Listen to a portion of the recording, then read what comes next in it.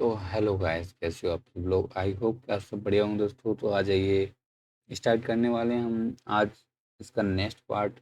अपना जो चल रहा है ग्रामीण बैंक पीओ का, ग्रामीण बैंक पीओ एंड क्लर्क का जो क्वांट प्रैक्टिस सेट चल रहे हैं उसको कंटिन्यू करते हुए नेक्स्ट प्रैक्टिस सेट पे आ जाते हैं। और सीधा टाइम हम ज़्यादा खर्च करते नहीं हैं, तो सीधा क्वेश्चन पे आ जाते हैं। ठीक है, तो पहला क्वेश्चन दे रखा है आपको ये। क्वेश्चन नंबर पर मत जाना आप, जो मैं प्रैक्टिस सेट से निकाले हुए हैं। तो जैसे है, आप सीधा क्वेश्चन पे ध्यान रखिएगा, है ना। और इसका आपको पीडीएफ भी मिल जाता है, बाद में आपको रिवीजन करना चाहें तो मैं टेलीग्राम चैनल की लिंक यूट्यूब के डिस्क्रिप्शन में मिल जाएगी, वहाँ से आपको इनकी पीडीएफ भी मिल जाएगी। तो आ जाइए, सीधा क्वेश्चन पहला दे रखा है। The total amount invest by A and B. A and B दो पार्टनर हैं, इनके द्वारा टोटल अमाउंट इन्वेस्टमेंट किया गया इन अ बिजनेस, वो है 75,000। A investment his capital for 8 month. A ने 8 महीने के लिए, वाइल जबकि बी इन्वेस्टमेंट कैपिटल फॉर 12 महीने के लिए। बी ने 12 महीने के लिए इन्वेस्टमेंट किया। At the end of the term both receive an equal share of the profit. What was the amount investment by A. मान के चलो एक ए है एंड एक बी है, ठीक है।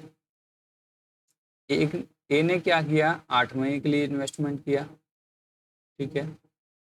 ए का इन्वेस्टमेंट 8 महीने के लिए है और बी का इन्वेस्टमेंट 12 महीने के लिए है, लेकिन फिर भी इनका प्रॉफिट बराबर है। प्रॉफिट का फॉर्मूला होता है इन्वेस्टमेंट इनटू टाइम। तो इन्वेस्टमेंट, मैंने ए का इन्वेस्टमेंट ए माना है, बी का इन्वेस्टमेंट बी माना है, ठीक है। ठीक है, ए का इन्वेस्टमेंट ए माना है, बी का इन्वेस्टमेंट मैंने बी मान लिया, ठीक है। टाइम दोनों का अलग अलग है, लेकिन इसमें क्या है, प्रॉफिट बराबर हो रहा है। प्रॉफिट बराबर होता है ना, बीच में बराबर का इक्वल का साइन लगा दिया, ठीक है। अब देखो, मैं 4 से इसको काट सकता हूँ 2 बार और 4 से काट सकता हूँ इसको 3 बार, ठीक है। तो ए अपॉन में बी नीचे आ जाएगा, ठीक है। बराबर हो जाएगा 3/2। 3/2 हो गया, ओके। अब ये आ गया मेरा किसका रेशियो, इनकम का, सॉरी इन्वेस्टमेंट का रेशियो आ गया ना। ये मेरा इन्वेस्टमेंट का रेशियो आ गया जो कि बराबर है 5 रेशियो, 5 रेशियो के बराबर है, जो कि बराबर है मेरा 75,000 के, ठीक है। एक रेशियो की वैल्यू निकालनी है मुझे, 5 से काटूंगा 15 बार, 75,000 पूछा है मेरे को। ए द्वारा निवेश की गई राशि, तो इन्वेस्ट अमाउंट इन्वेस्टमेंट बाई ए, ठीक है।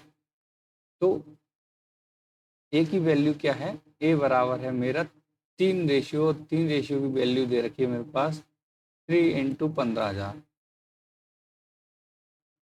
बोले तो 45,000 रुपये। आ गया समझ में, ये अपना आंसर हो गया, एकदम इजी है, ठीक है। यहाँ पे क्या, प्रॉफिट को बराबर करना है, तो इन दोनों को बराबर कर लिया। जब हम अदर उसमें करते हैं तो क्या करते हैं, रेशियो देते हैं।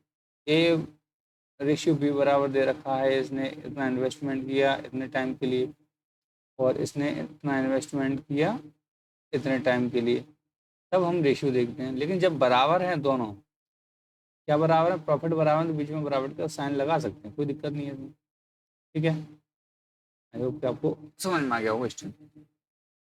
Next question, the total quantity of milk in 3 container. 3 container में ए बी सी, 3 कंटेनर में 28 litre. The ratio of milk in A B C in initially, A B and C में इनिशियली जो ratio है वो है 4:1 का। If 4 liter of milk is added to container B, what will be the new ratio of milk ABC? यानी उसका कहने का मतलब है कि बी में 4 लीटर मिल्क ऐड कर दिया, ठीक है। तो पहले क्या है, हम पहले का निकालते हैं। तो पहले इनका रेशियो है 4, 1 और 2। सबको मिला के कितना हो जाता है मेरा? सबको मिला के इनका हो जाता है 4, 5, 6, 7। 7 रेशियो बराबर मेरे पास 28 लीटर था पहले। एक रेशियो की वैल्यू मेरे पास 4 लीटर आ गई। बोलो हाँ। एक रेशियो की वैल्यू 4 लीटर है, ठीक है। तो पहले रेशियो क्या रहा होगा? ए का 4 क्योंकि 16 मल्टीप्लाई कर दो 4 का। यहाँ इसका बी का रहा होगा 4 लीटर और सी का कितना रहा होगा? 4 दूनी 8। पहले ये पहले वाला रेशियो निकला है। अब बी में क्या किया है? ये क्वांटिटी निकल गई। ये 16 लीटर है, 4 लीटर है, 8 लीटर है। अब बी में उसने 4 लीटर कर दिया है ऐड। अब न्यू रेशियो, व्हाट बोल रहा? न्यू रेशियो है ना। न्यू रेशियो के लिए मैं क्या करूँगा?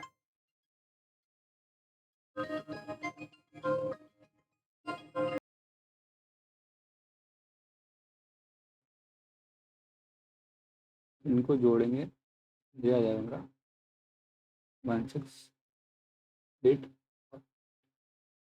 डिवाइड करेंगे इसको 8 से। 8 से डिवाइड करेंगे इसको, जाएगा 2 बार। 8 दूनी 16, 8 और 8 8। ठीक है, 2 रेशियो 1 रेशियो 1। नेक्स्ट क्वेश्चन देखेंगे। देखो 12 वस्तुओं का सीपी दे रखा है। 12 आर्टिकल्स इज फर्स्ट प्राइज, यानी सीपी दे रखा है 2424। देखो 12 आर्टिकल का सीपी दे रखा है 2424। ठीक है।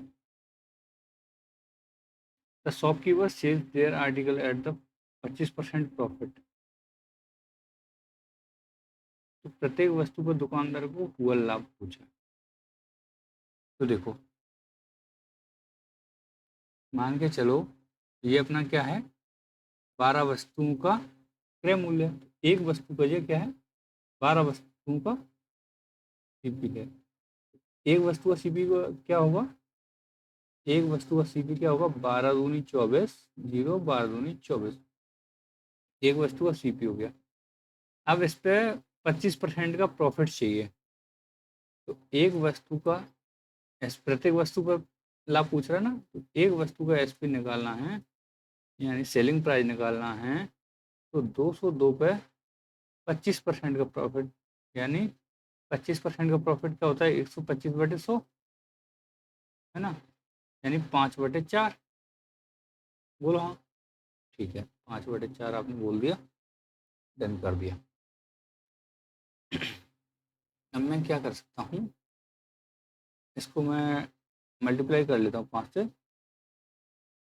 5 दूनी 10, 5 दूनी 10, तो ये क्या होना? 10 10 बन गया। 4 से इसको कर लो डिवाइड। 4 दूनी 8 हो गया, 1 बच गया, 2 बचा, तो 4 पंजे हो गया 20। फिर मेरा बच गया 1, तो 4 दूनी हो गया 8। ठीक है। और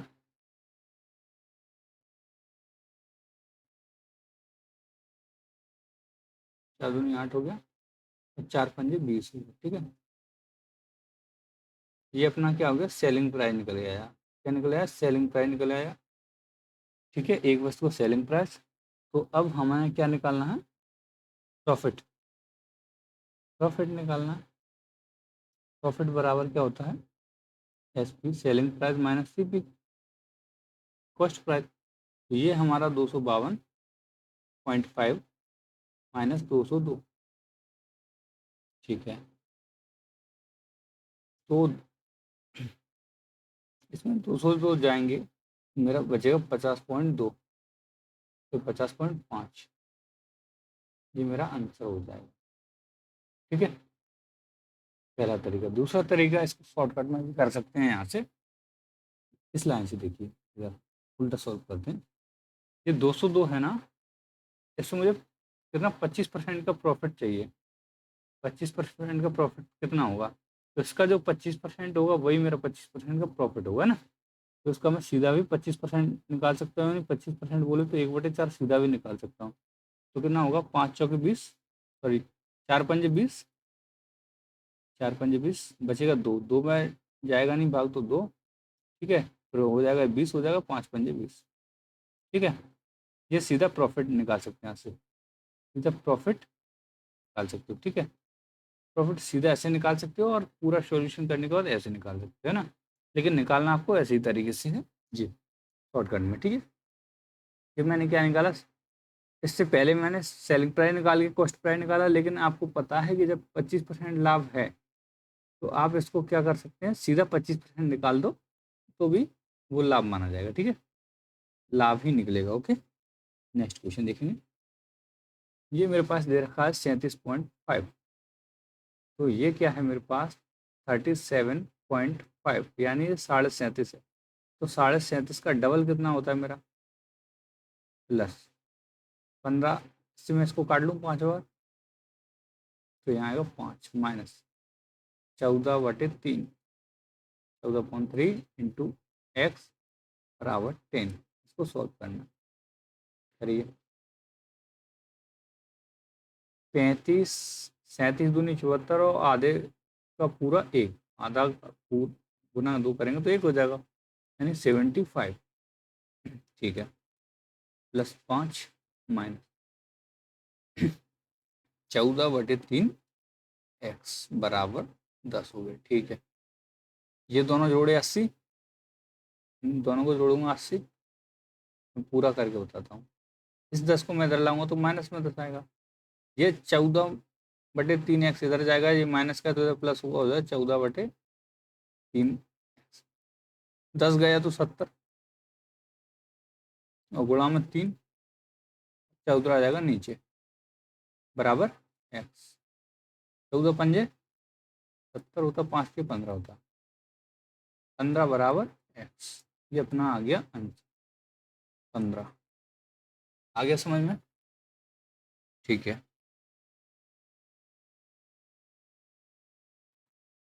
नेक्स्ट क्वेश्चन,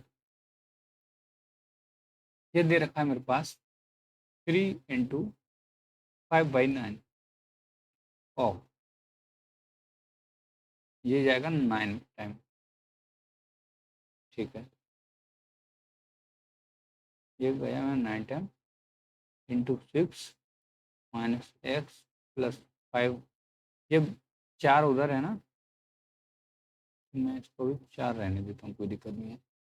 अब देखो 9 से 9 कटेगा, 6×5 = 30, 90, और 90 में 5 जोड़ूंगा तो 95 आ जाएगा। 4 इधर आएगा तो माइनस का 4 हो जाएगा और एक्स उधर जाएगा प्लस का हो जाएगा, यानी 91 बराबर एक्स हो जाएगा मेरा, ठीक है। ऑप्शन नंबर ई। आगे समझ में, नेक्स्ट क्वेश्चन देखते हैं। यहाँ पे देखो, ये है 4 गुणा, पॉइंट से पॉइंट काट सकते हैं, ये 15 का स्क्वायर होता है तो इसमें ये 15 बार जाएगा, 15×15 और बचे 7, 15×5 = 75, ठीक है। पॉइंट से पॉइंट काट के ये 225 बन गया और ये 15 बन गया, तो 15 को 225 को 15 से काटेंगे तो 15 टाइम जाएगा, ठीक है, जाएगा। प्लस x-6 बराबर 30, ठीक है। अब देखो 15 चौकी हो गया 60 प्लस एक्स, सॉरी सॉल्व करो इसको सीधा,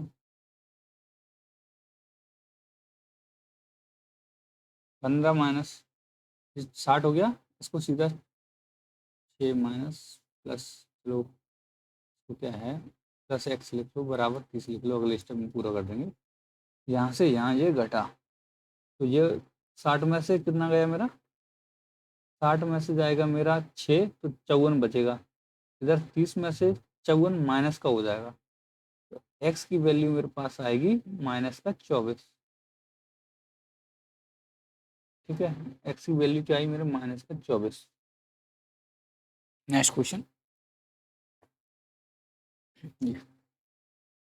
पहले कोष्टक में है तो इसको सॉल्व करेंगे। ये अपना ब्रैकेट वाला 1, 12 में से 151 बचेगा, ठीक है। प्लस 4×16 माइनस 9×9 = 81 माइनस 36, ये ब्रैकेट सॉल्व, ब्रैकेट ओपन करेंगे तो 14, कोई दिक्कत नहीं है, ठीक है। आप इसको क्या करेंगे, ये है 151, अब आप एक साथ भी जोड़ सकते हैं इनको, तो सॉल्व करेंगे एक साथ कैसे, देखो 5 और 6 होता है 7, 7 और 4 होता है मेरा 11, 7 4 11, 11 में ये माइनस माइनस कर देना, 11 में से कितना जाएगा 1 और 6 7, 11 में से 7 जाएगा तो बचेगा 4, कैरी कुछ नहीं बचेगा क्योंकि 11 में 7 चला गया तो 4 बच गया, कैरी नहीं बचेगा, है ना।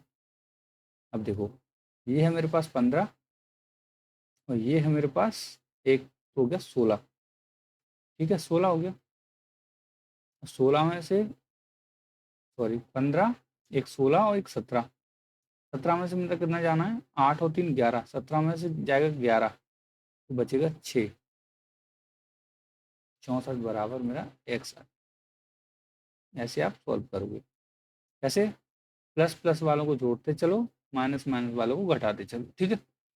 तो 64 आ गया। और वैसे आप जैसे करना चाहें 151, 16, 14 इन सबको प्लस करिए और इसमें से क्या माइनस करना है,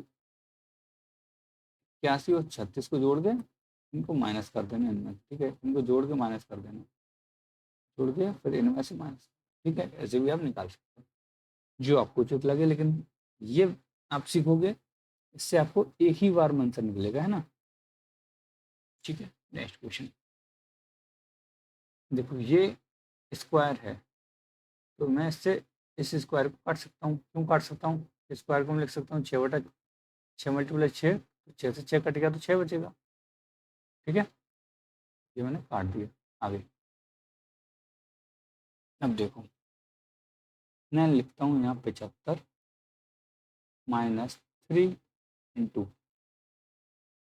यहाँ 6 बचा है, एक 6/3 बचा, ये 6/1, तो ये ब्रैकेट में है ना, ठीक है, ओके ब्रैकेट। अब ब्रैकेट के बाहर बचा है 1/3, ये डिवाइड में है तो इसको मैं उल्टा करूँगा 3/1 हो जाएगा, मल्टीप्लाई में करूँगा तो उल्टा हो जाता है, ठीक है, +13, ओके बराबर x मान लो। तो इस 3 से ये 3 कट सकता है, 6 18 हो जाएगा, 75 - 18 प्लस का हो जाएगा मेरा 13 बराबर क्या होगा x।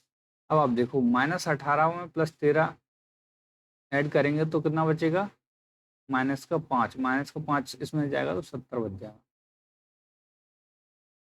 ठीक है, ये अपना 70। नेक्स्ट क्वेश्चन देखेंगे, देखो 220 लिखा है, इसको मैं इंटू लिखूंगा, ये 5 लिखा है तो मैं 1/5 लिख सकता हूँ, ठीक है। इसको मल्टीप्लाई में करने के लिए 1/5 लिख लेंगे, ये 0.4 है, इसको डिवाइड लिखा है तो इसको मैं 1/0.4 लिखेंगे, 0.4, तो मैं पॉइंट को यहाँ से हटाऊंगा तो एक जीरो ऊपर बढ़ जाएगा, ठीक है, प्लस 20 × 3 बराबर फाइंड करना है, ठीक है। तो मैं क्या कर सकता हूँ, 5 दूनी 10 होता है, ठीक है, 5 दूनी 10, 2 से इसको काटूंगा 4 बार तो 2 बार, 2 से मैं इसको काट सकता हूँ, कितना हो जाएगा 1 1 0, ठीक है, और ये हो गया 20 या 60, 60 प्लस का साइन है बीच में तो 60 और 110 कितना होगा मेरा 170 हो जाएगा, ठीक है, 170, ठीक है। नेक्स्ट क्वेश्चन देखेंगे, ये है मेरा 4 का स्क्वायर, 4 चौके 16 होता है, गुणा 6 गुणा 6, ठीक है, इसको ऐसे लिखा रहने दो, ये डिवाइड है तो 36 को मैं नीचे ले जाता हूँ, ठीक है, इंटू 9 बराबर 20%, परसेंट को मैं नीचे मल्टीप्लाई में इंटू एक्स, ठीक है, 6 बार कटा इससे, ये 6 कटेगा, कंप्लीट कट गया, ठीक है, 2 से ये ये 0 कट गया, 0 से 0 कट गया, ठीक है। अब देखो मैं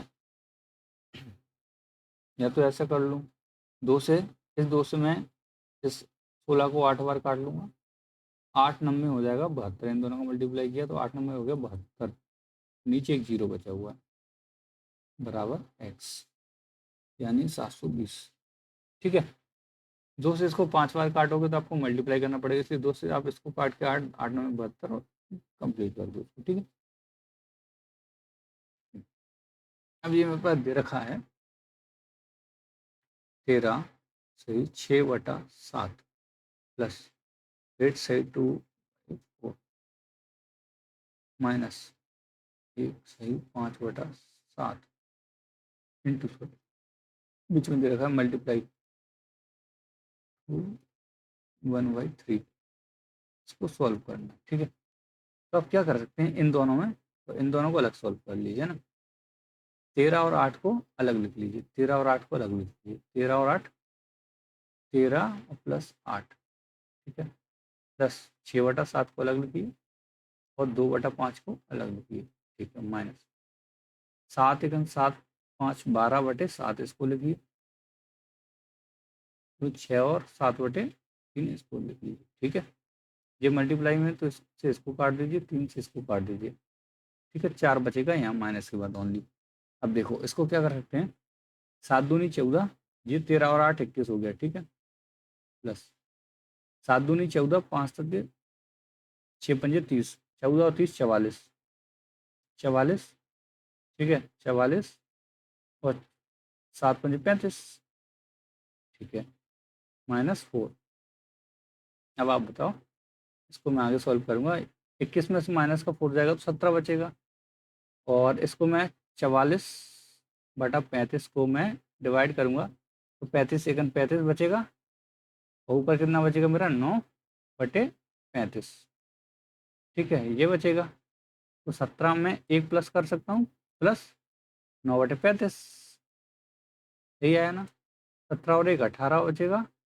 और ये साइन लगाने की जरूरत नहीं हमें, क्योंकि यहाँ भी साइन इससे हटा के ये लिख सकते हैं ना, तो इसमें भी साइन हटा दिया तो हमारा आंसर आ जाएगा ये 18 सही 9/35। ठीक है, नंबर ई। नेक्स्ट क्वेश्चन देखेंगे, ये है 121 का 121 सॉरी 121 का स्क्वायर है, तो मैं इसको 2 बार लिखूँगा, डिवाइड करूँगा 11 से, मल्टीप्लाई करूँगा 2। ये डिवाइड में है, तो मैं डिवाइड की जगह पर क्या मल्टीप्लाई लिख सकता हूँ, और 1/44 गुणा 2 माइनस 57 बराबर x²। ठीक है, हो गया। यहाँ देखते हैं, 11 से ये कटेगा 11 बार, तो 11 का 121 में करेंगे अपन, या इसको ऐसा का ऐसा लिखा रहने दीजिए ना, 121 11 दूनी 22 लिख लो इसको, 11 का मतलब 22, तो ये गुणा 1/44 लिखा रहने दो। ठीक है, मल्टीप्लाई 2 माइनस 57 बराबर x²। इससे ये कट जाएगा 2 बार, 2 से ये कट गया कंप्लीट। ठीक है, यहाँ 121 बचा और यहाँ 57 बचा, 121 में से मुझे 57 करने हैं माइनस, ये x के, तो बताओ 57 में से यहाँ 43, और 43 और 21 कितना होगा मेरा, 43 में 21 प्लस करेंगे 20 प्लस करेंगे तो 63 और 64 64 बराबर x²। 8 बराबर मेरा आएगा x। आई होप कि आपको समझ में आ गया होगा। ठीक है, next question 121 7/23 multiply 2 plus 386 plus x² बराबर 2888। सॉल्व करते हैं इसको। 23 पंजे होता है 115, 23 पंजे 115 होता है, 6 बचेगा 66 हो जाएगा ना, 23 दूनी 46 हो गया, तो 46 गया तो 20 बचेगा, और 20 बचेगा, फिर हमने ले लिया 7 का, तो ये होता है 23×9=207, 23×9=207 होता है, यानी ये 529 टाइम कटेगा, ये 529 टाइम कटेगा। ठीक है, इसका मैं डबल करूँगा क्योंकि मल्टीप्लाई 2 करना, तो 29 दूनी 58, 5 दूनी 10, 1058 हो जाएगा। ठीक है, प्लस इसमें 386 ऐड करना है मुझे, प्लस एक्स स्क्वायर बराबर दे रखा है 2888। ठीक है, अब देखो इसको मैं क्या करता हूँ, इसको मैं क्या करता हूँ, जोड़ देता हूँ। 14 का 4, 5 13 और एक कैरी था तो 14, और ये 13 और एक कैरी आ गया था 14, तो 44 प्लस एक्स स्क्वायर बराबर 2888। एक्स स्क्वायर बराबर आ गया, इसमें से इसको माने 14 में से 14 गए तो 14 बचे, और 44 में से 28 में 44 गया 44। ठीक है, ये बच गया। अब हमें इसका निकालना है क्या, 14 और 44। ठीक है,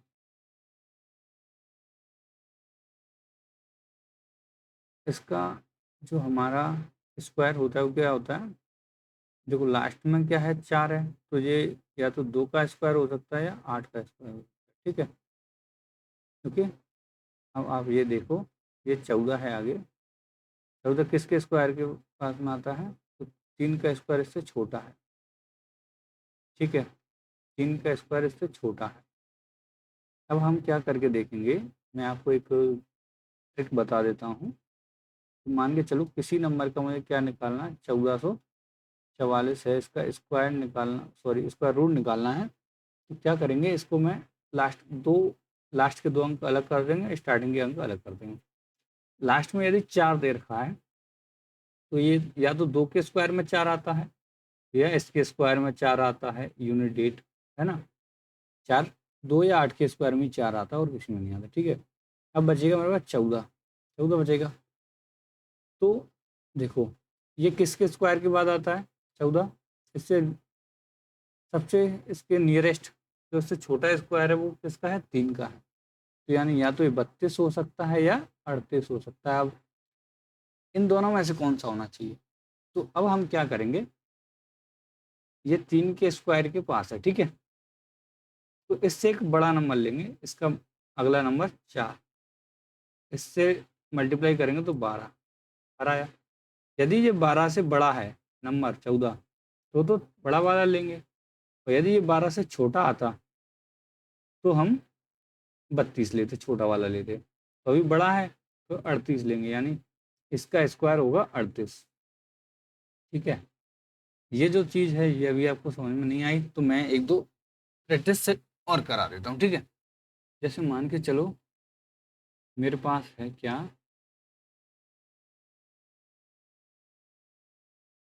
मेरे पास है, ठीक है, ये नंबर दे रखा है मेरे पास। ठीक है, और एक दे रखा है मेरे पास। ठीक है, ये दे रखा है। ये सवाल आपका यहाँ क्लियर हो गया ना, ये मैं इसका निकाल रहा हूँ, इसको भी हटा देते हैं। मैं मान लेता हूँ हाँ,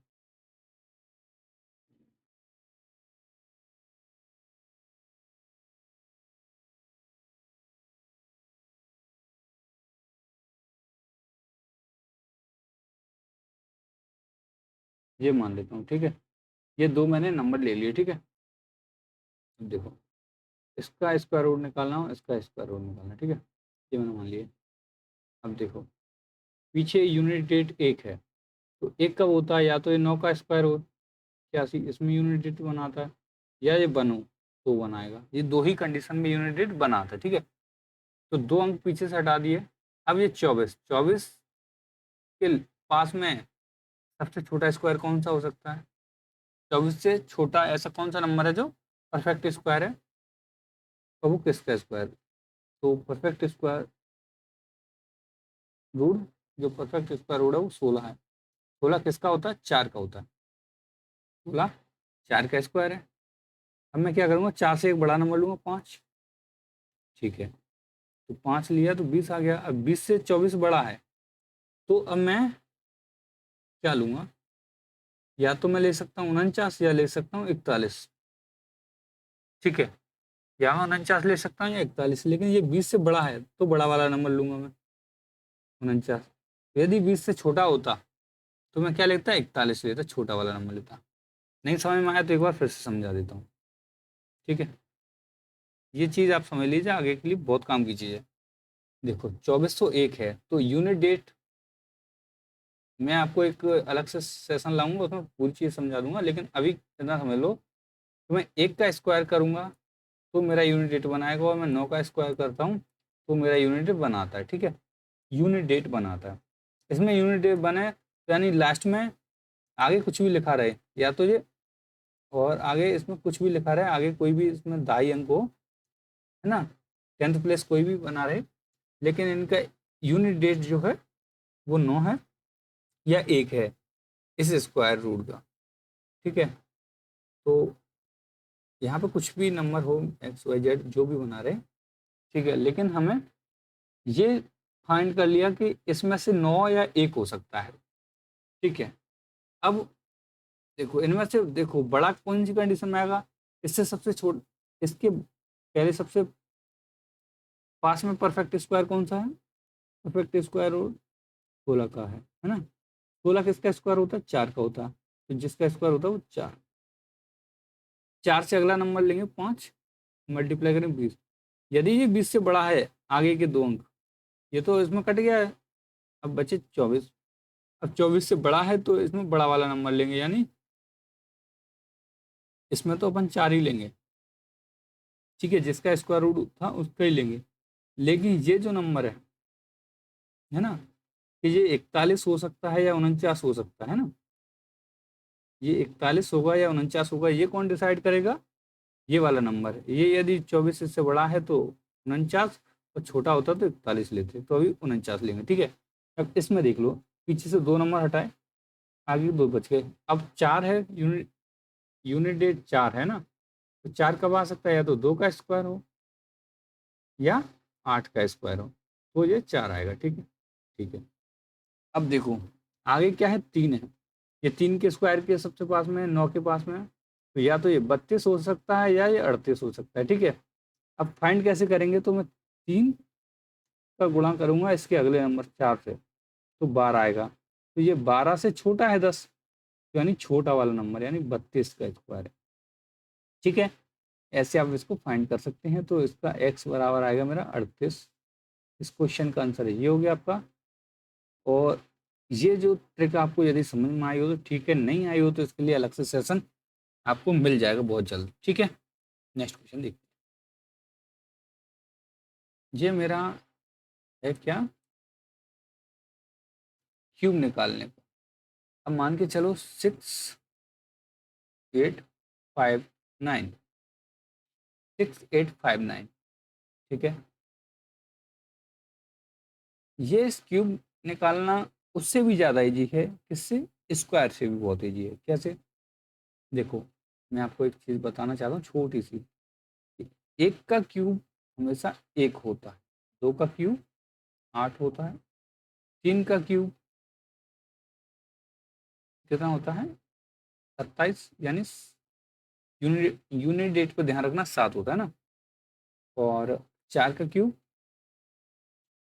4 का क्यूब होता है 64, ठीक है। 5 का क्यूब 25, 6 का क्यूब, 6 का क्यूब क्या होता है 36, और 216, 216। 7 का क्यूब 343, 8 का क्यूब 512, और 9 का क्यूब होता है 729। और ठीक है, इतना ही होता है। 10 का क्यूब तो 1000 होती है, ठीक है। मुझे समझना है इसमें यूनिट डिजिट, क्या समझना है, यूनिट डिजिट, ठीक है। तो देखो इसमें आप देखोगे, 1 का क्यूब करने पे 1, 2 का क्यूब करते हैं तो 8 आता है यूनिट डिजिट, है ना। तो 8 का क्यूब करोगे तो यूनिट डिजिट 2 आएगा। देखो मैं आपको बता दूं एक बार, 2 का क्यूब करने पे 8 आता है, 8 का करने पे 8 का करने पे कितना आता है? 2 आता है यूनिट रेट। कैसे कन्फर्म करेंगे जी? देखो यहाँ, यस, 2 का क्यूब करने पर 8, 8 का क्यूब करने पर 2 आएगा। ये आपस में बदल जाते हैं ना, इंटरचेंज हो जाते हैं। ठीक है, ऐसे ही देखो, 3 का क्यूब करने पे यूनिट रेट 7 आता है, और 7 का यूनिट रेट करने पे क्यूब 3 आता है। देखो यहाँ पे 7 का क्यूब किया, यूनिट रेट 3 आया, और 3 का यूनिट रेट 7 आता है। ठीक है, ये वो नंबर हैं जो आपस में चेंज होते हैं। इसके अलावा बाकी सारे ऐसे नंबर है सेम के सेम रहते हैं। 2 की जगह पे 8 आएगा, और 3 की जगह पे 7 आएगा, 7 की जगह पे 3 आता है, 8 की जगह पे 2 आता है। ठीक है, बाकी सब चेंज है। 1 का 1 होता है, 4 का 4 होता है, 5 का 5 होता है, 6 का 6 होता है, इन्होंने 8 का तो 2 होता ही है, मैंने उसमें बता दिया है ना। 9 का 9 होता है, 10 का 0 होता है। ठीक है, ये वो नंबर है चेंज नहीं होते, और ये 2 का 8 हो जाता है, 8 का 2 हो जाता है, 3 का 7 हो जाता है, 7 का 3 हो जाता है। ठीक है, इतना आपने समझ लिया, काफी है। अब देखो 6859, ये क्यूब है।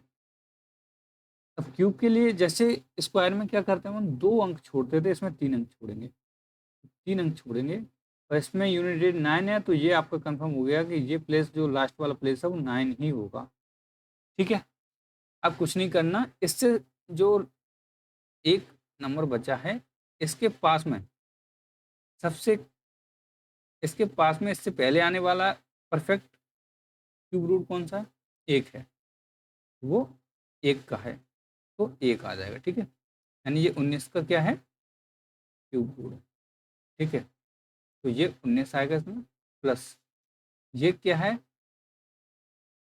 किसका स्क्वायर है? माइनस 4 या 96। देखो 4 या 96 भी ऐसे निकल आएगा, लास्ट के 3 गए, लास्ट में 6 है, क्यूब निकालना है ना।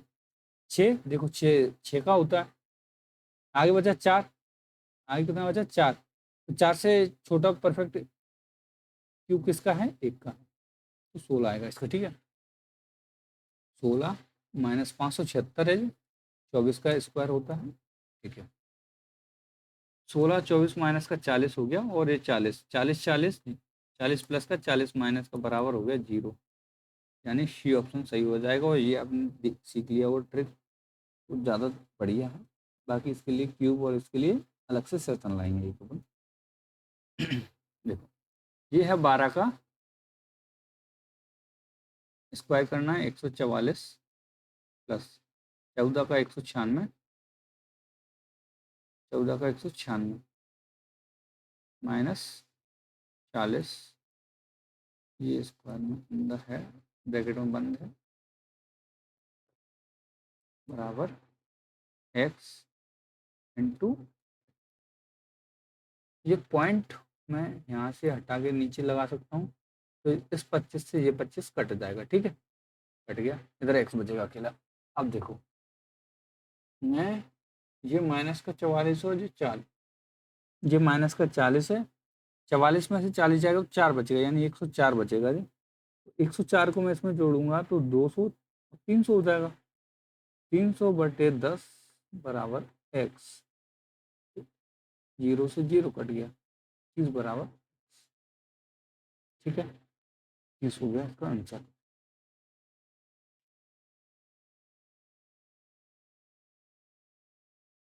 नेक्स्ट क्वेश्चन देखिए, 25% ऑफ 88, 25% को मैं क्या लिख सकता हूँ? 1/4 लिख सकता हूँ सीधा, और 88 को 88 लिख सकता हूँ, इंटू बटे 2 लिख सकता हूँ, बराबर 66 लिखता हूँ। 4 से मैं इसको काटूंगा, 22 टाइम जाएगा, 2 से इसको काट लो 11 बार जाएगा, और 11 से इसको काट लो 6 बार जाएगा, एक्स बराबर 6 बच जाएगा। ठीक है जी, देखिए 90 को मैं 1/3 से प्लस 49 इंटू 1/7 माइनस 12 इंटू 1/3 बराबर एक्स। ओके, देन ये कटेगा 30 बार, ये कटेगा 7 बार, ये कटेगा 4 बार। ठीक है, 30 प्लस 7 माइनस 4 बराबर एक्स। तो ये हो गया 30 और 4 37, 37 में 4 जाएगा 33, 33 बराबर आंसर। ठीक है, ये ये है क्वेश्चन मेरा 8 पे स्क्वायर में है, सॉरी 8 की पावर है 2/3 इंटू 7/2 प्लस रूट में 49 है तो मैं रूट में 49 लिख लेता हूँ, माइनस क्यूब रूट ऑफ 729 बराबर क्या। ठीक है, कोई नहीं, इसको भी निकालेंगे। ये 8 है ना, तो मैं इसको लिख सकता हूँ, क्या लिख सकता हूँ, 2 इंटू 2 लिख सकता हूँ, 2 दूनी 4 दूनी 8। या इसको मैं क्या लिख सकता हूँ, 2 पे पावर 3 लिख सकता हूँ, ये भी तो लिख सकता हूँ 2 पे पावर 3, बोलो हाँ। तो मैं इसको लिखता हूँ 2 पे पावर 3 और इस पर पावर 2/3। ठीक है, ओके, इंटू 7/2 प्लस इसमें से 7 बाहर निकलेगा और इसमें से निकलेगा 9 बाहर। ठीक है, ये 9 का क्यूब है और ये 7 का स्क्वायर बराबर x। अब देखो, इससे ये कट गया, 2 पे पावर 2 बचेगा, 2 पे पावर 2 बोलो 4 इंटू 7/2। और ये अपना क्या है, 7 प्लस का है, ये माइनस का 9 है, तो यहाँ बचेगा माइनस का 2। 2 से ये कट गया, 2 बार 7 दूनी 14 और 14 में से 2 गया तो 12 बराबर x। ठीक है, अपना x का वैल्यू क्या आ गया 12। ये आपको समझ में आ गया होगा। नेक्स्ट क्वेश्चन देखते हैं। ये अब देखो, किसी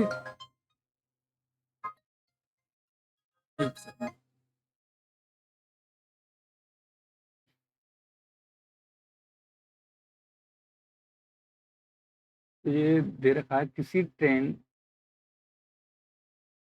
क्रमशः 10 किलोमीटर पर घंटा और 20 किलोमीटर पर घंटे की गति से दो बराबर दूरी तय करती है, तो पूरी दूरी तय करने के लिए उसका एवरेज स्पीड क्या है। तो एवरेज स्पीड निकालने का एक फॉर्मूला भी होता है, 2x by upon x plus Y.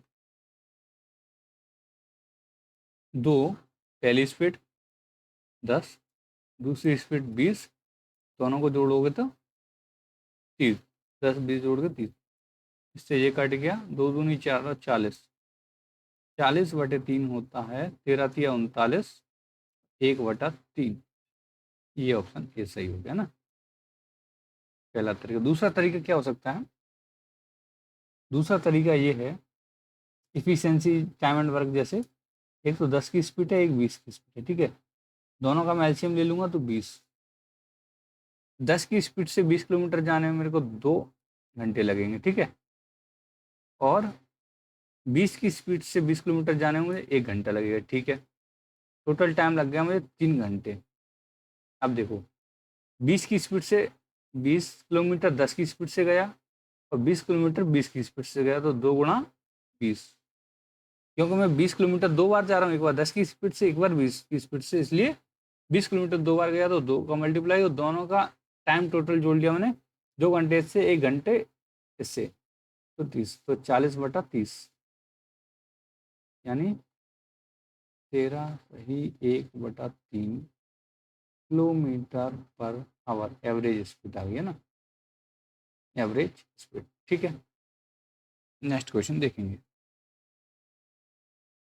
एक x है और एक y है, किसी काम को क्रमशः 30 दिन और ये करता किसी काम को 12 दिन में। दोनों का मैं एलसीएम ले लेता हूँ तो 60 आएगा। तो ये 30 दूनी 60 होता है, ये 12 पंजे 60 होता है। ठीक है, ये आ गई दोनों की इफिशियंसी, 2 और 5। ठीक है, अब वो कह रहा है कि एक्स काम शुरू करता हो, एकांत दिनों पर काम करते हुए काम शुरू करते हैं, काम कितने दिनों में पूरा हो जाएगा। तो देखो, पहले दिन एक्स काम करता है, दूसरे दिन वाई काम करता है, तो यानी क्या होता है, पहले दिन एक्स दूसरे दिन वाई, यानी 2 दिन में 7 काम करते हैं। टोटल वर्क अपना इतना है, ये वर्क मान लूँ मैं, W, ये ठीक है, 7 काम कितने दिन में करते हैं? 2 दिन में, क्योंकि एक दिन इसने किया, एक दिन इसने किया, 2 दिन में 7 काम किया। ये आ गए अपने डेज। ठीक है, अब आप बताओ कि 60 से छोटा 7 का मल्टीपल कौन सा है? तो 56 है। तो मैं क्या करूँगा इसमें, 7 में मैं कर दूंगा 8 का मल्टीप्लाई इधर, और 8 का मल्टीप्लाई इधर करेंगे तो 8 का मल्टीप्लाई इधर भी होगा, है ना। तो 56 वर्क, ये वर्क है, वीक नहीं है ना, 16 डेज में कंप्लीट हो गया। ठीक है, इतना कंप्लीट हो गया। अब अगला दिन कौन काम करेगा? अगले दिन देखो, ये 16 दिन काम किया, पहले दिन एक्स ने, फिर वाई ने, फिर एक्स ने, फिर वाई ने, फिर एक्स ने, फिर वाई ने, तो यानी अब वाई पे खत्म हुआ होगा 16वां दिन। ठीक है, अब अगला टर्म जो आएगा वो एक्स का आएगा, तो एक्स 2 काम करेगा अगले दिन। ठीक है, एक दिन में। ठीक है, अगले दिन में एक काम करा एक्स ने। अब मेरा टोटल काम 58 हो गया ना, 58 हो जाएगा। अब मेरा 2 काम बच गया, 2 काम बचा। ठीक है, 2 काम बचा, और इसकी इफिशियंसी कितना है? 5। ठीक है, 5, इधर भी 2/5 है, इसको मैं 2/5 से मल्टीप्लाई कर दूंगा। टाइम भी मेरे को 2/5 लगेगा। इधर देखो, 2 काम को 1/5 के हिसाब से मैं मल्टीप्लाई करूंगा तो 2/5 आता है। ठीक है, इसकी इफिशियंसी 5 है, लेकिन इसको 2 ही काम करना है, तो है ना। तो सेम यहाँ पे 1 का 2/5, मतलब 1 का 2/5, 2/5 मतलब होता है कि एक दिन का जो है, क्या कहते हैं इसको, 2/5वां हिस्सा, है ना। एक दिन का 2/5वां हिस्सा इसमें लगेगा। जैसे इसमें 2/5 वर्क करना है इसको, तो इसको 2 काम करना, 5। देखो मतलब मैं ये कह रहा हूँ कि 2 काम करना है इसको, 5 काम कर सकता है ना। 2 काम करना है इसको, 5 काम कर सकता है। ठीक है, एक दिन में 5 काम कर सकता है, तो 2/5, इससे मतलब टोटल इसकी इफिशियंसी से मैं टोटल वर्क क्या कर दूंगा, डिवाइड कर दूंगा। लेकिन ये एक दिन में कर सकता है कितना? 5। तो करना है इसको 2/5 है, तो मैं 2/5 का मल्टीप्लाई कर दूंगा, तो यानी इतना आ जाएगा। अब मैं इस सबको जोड़ देता हूँ, है ना। ठीक है, अब मैं इनको जोड़ देता हूँ। ठीक है, 2 काम करना है मेरे को, तो मैं 2 काम करने के लिए 2/5 करूँगा इसको। ठीक है, ठीक है, तो ये हो जाएगा। सबको जोड़ेंगे तो ये हो जाएगा 60 वर्ग, और ये हो जाएगा कितना? 16, एक 17, एक 18, 18, 18 नहीं होगा, ये होगा 2/5, 17 सही 2/5 डे। ठीक है, 17 सही 2/5 डे हो जाएगा। ठीक है, नेक्स्ट क्वेश्चन देखेंगे। निम्नलिखित तालिकाओं का ध्यानपूर्वक अध्ययन करें और उसके बाद दिए गए प्रश्नों के उत्तर दें। तो ये देखिए होटल, ये देखें नंबर ऑफ रूम, और ये नंबर ऑफ गेस्ट। ठीक है, क्वेश्चन पहला, होटल ए में 2/3 कमरे में 39 कमरे हैं, इसके 2/3 कमरे में पी ग्रुप के मेहमान से भरे हैं, और शेष 1/3 कमरे में ग्रुप क्यू के मेहमान भरे हैं। ठीक है, यानी ये कह रहा है कि एक पी ग्रुप के मेहमान है, एक क्यू ग्रुप के मेहमान है। ठीक है, 39 का 2/3 होता है 26। ठीक है, 39 का 2/3 26, और फिर बचे कितने? 13 होटल, यानी 1/3 कमरे में ग्रुप क्यू के मेहमान भरे हैं। यदि ग्रुप पी में 52 मेहमान है, ग्रुप पी में कितने मेहमान है? 52 मेहमान है, यानी कितना? 26 रूम में 52 मेहमान है ग्रुप पी में। ठीक है, तो ग्रुप क्यू द्वारा भरे गए कमरों में प्रति मेहमान की औसत संख्या कितनी होगी? औसत संख्या पूछिए। तो अब आप बताओ, ये 78 है, 52 इसमें चला गया, तो कितना और बचेगा? 26। यानी इसमें 26 होंगे रूम में। तो 13 रूम में 26 मेहमान है, तो एवरेज निकालेंगे तो 2 का आएगा, यानी ऑप्शन नंबर बी हो जाएगा। ठीक है, नेक्स्ट क्वेश्चन देखेंगे। जो टोटल मेहमान कितने हैं? टोटल गेस्ट हैं 78, तो 52 इसमें आ गया, तो 26 इसमें बचे। ठीक है, तो इसमें 26 रूम में 52 होटल, 26 रूम में 52 मेहमान हैं, गेस्ट हैं, और 13 रूम में 26 गेस्ट बचे होंगे, तो पर रूम में 2 गेस्ट होंगे। ठीक है, अब देखते हैं। होटल सी में 2 प्रकार के कमरे हैं, एक डीलक्स और एक स्टैंडर्ड। डीलक्स कमरों की संख्या कुल कमरों की 20% है। इसमें क्या है, 45 रूम है, इसका 20% बोले तो 1/5, 1/5 बोले तो 9 रूम डीलक्स हैं। डीलक्स डीलक्स रूम कितने हैं? 9। और स्टैंडर्ड कितने हैं? स्टैंडर्ड है बचे हुए 36। ठीक है, 9 रूम हो गए, बचे हुए 36 स्टैंडर्ड हो गए। ठीक है, ये डीलक्स कमरों में मेहमानों की कुल संख्या होटल सी में कुल मेहमानों का 60% है। इसका 60% कितना होगा? 100 का 60% 60 होगा। डीलक्स कमरों में मेहमानों की कुल संख्या की होटल का 60% है, तो प्रति, ये क्या है, तो प्रति स्टैंडर्ड कमरे में मेहमानों की संख्या का औसत क्या है? इसमें 40 होगा। इसमें पूछा है तो प्रति स्टैंडर्ड कमरे में मेहमानों की औसत संख्या क्या होगी? अब आप बताओ। 40। अब ये 40 टोटल मेहमान है, 36 रूम है। अब इसमें क्या है, इसका एक्यूरेट आंसर तो आना नहीं है, ये आएगा 10/9, यानी लगभग 1 के बराबर आएगा, अप्रोक्सीमेशन में आएगा इसका ना, 1 के बराबर आएगा। ठीक है, तो इसका अप्रोक्सीमेशन आंसर 1 हो जाएगा। नेक्स्ट क्वेश्चन देखते हैं।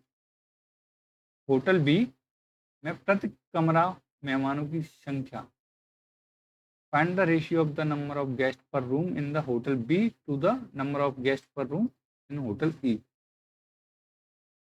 तो देखो, होटल बी में प्रति कमरा मेहमानों की संख्या, होटल बी में कितने हैं? 50। ठीक है, और होटल ई में प्रति कमरा मेहमानों की संख्या, यानी ये 105 टोटल गेस्ट हैं 50 रूम में। ये किसका हो गया? बी का हो गया। रेशियो निकालना बराबर, ई में 150 रूम में 60 मेहमानों के बीच। ठीक है, तो मैं 0 से 0 काट देता हूँ। ठीक है, 0 से 0 काट दिया, तो मैं क्या कर सकता हूँ, 15 सत्ते 105 होता है। ठीक है, ये होटल ई है ना, तो मैं इसको काटूंगा 2 से, तो 3 बार कटेगा, इसको 2 से काटूंगा तो 25 बार कटेगा, 7 या 21 हो जाएगा, और ये 25 रह जाएगा। तो रेशियो आ गया मेरा A ratio E, sorry B ratio E, B ratio E आ गया मेरा 21/25। ठीक है, नेक्स्ट क्वेश्चन देखते हैं। ये होटल बी में प्रति कमरा 1200 रुपए और प्रति अतिथि 300 रुपए सेवा शुल्क लेता है। होटल बी, होटल बी ये है, प्रति कमरा 1200 रुपए और प्रति अतिथि शुल्क 300 सेवा शुल्क लेता है। होटल सी में, होटल सी प्रति कमरा 1500, प्रति अतिथि 250 रुपये लेता है। तो होटल बी और होटल सी के कुल राजस्व में क्या अंतर होगा? तो देखो, होटल बी की बात करेंगे पहले। होटल बी, प्रति कमरा 1200 लेता है, तो 50 कमरों का कितना हो गया, 12 पंजे 60, ठीक है। और 50 का 1 जीरो और 2 जीरो और 60,000, ठीक है। तो प्रति अतिथि सेवा शुल्क कितनी लेता है ये, 300 रुपये। तो 105 का 105 का 300 से मल्टीप्लाई कर लो, कितना हो गया, 5 से 15, 3 एकम 3 और 2 जीरो, देन 31500, टोटल कितना होगा 00519। ये टोटल कितना हो गया, टोटल रेवेन्यू हो गया, ये हो गया इसका बी का। अब बात करते हैं सी की, सी की बात करेंगे। अब देखो सी की बात करते हैं, 45 रूम है होटल सी, रूम है 45, 45 रूम का 1500 के हिसाब से, 45 रूम का 1500 के हिसाब से मल्टीप्लाई करो, 15 पंजे 75 और 15 चौक 60 और 67, ठीक है। और 2 जीरो, ठीक है। अब 250 रुपये इसमें लेता है, तो ये कितना आएगा, 250 और 2 जीरो, ये पर गेस्ट के साथ हो गए, 005 2 और 9।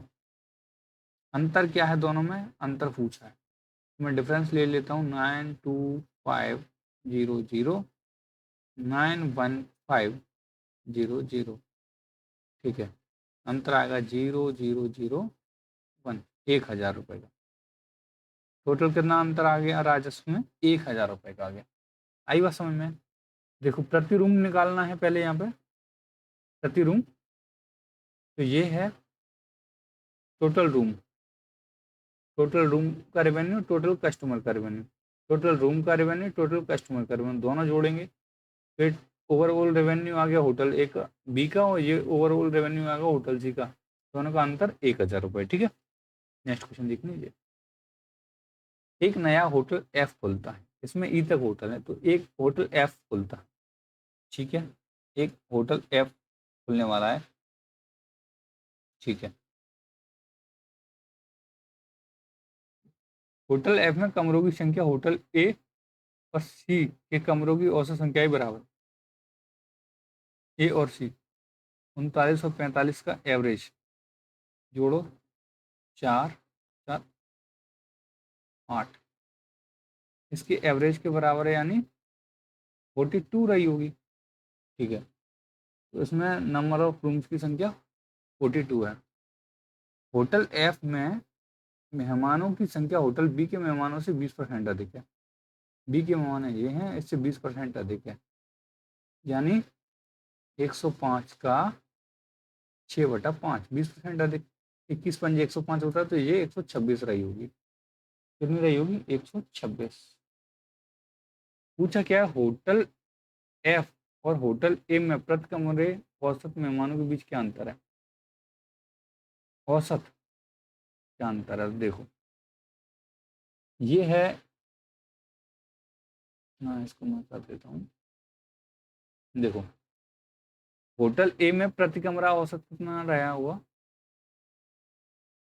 होटल ए में 39 रूम है और 72 गेस्ट हैं, मैं 39 से डिवाइड करूंगा तो 2 का एवरेज आएगा, ठीक है। एवरेज 2 का आ रहा है, ठीक है। और यही मैं 126/42 करूंगा, तो मेरा एवरेज 3 का आ रहा है, तो दोनों में अंतर क्या है, 2 और 3 में 1 का अंतर है, यानी ऑप्शन नंबर ए हो जाएगा मेरा आंसर, ठीक है।